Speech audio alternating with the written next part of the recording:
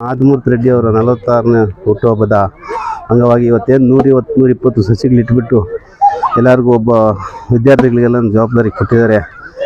ಇದೇ ರೀತಿ ಎಲ್ಲರೂ ಮಾಡಬೇಕು. ಒಂದು ಗಿಡ ನೆಟ್ಟರೆ ಎಷ್ಟು ಅನುಕೂಲ ಅನ್ನೋದು ಈಗಾಗಲೇ ಎಲ್ಲರಿಗೂ ಗೊತ್ತಿದೆ. ನಮಗೆ ಉಸಿರಾಡಬೇಕು ಅಂದರೆ ಆಕ್ಸಿಜನ್ ಬೇಕು. ಗಿಡಗಳಿದ್ದರೆ ತಾನೇ ಆಕ್ಸಿಜನ್ ಬರೋದು.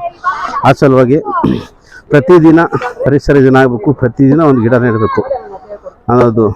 ಪ್ರತಿಯೊಬ್ಬರು ಬರ್ತ್ಡೇಗೂ ಪ್ರತಿಯೊಬ್ಬರು ಹುಟ್ಟುಹಬ್ಬಕ್ಕೂ ಗಿಡ ಇಡಬೇಕು ಅಂತೇಳಿ ಒಂದು ಮಾಧುರಿಯಾಗಿದ್ದಾರೆ ಆದಿಮೂರ್ತಿ ರೆಡ್ಡಿಯವರು.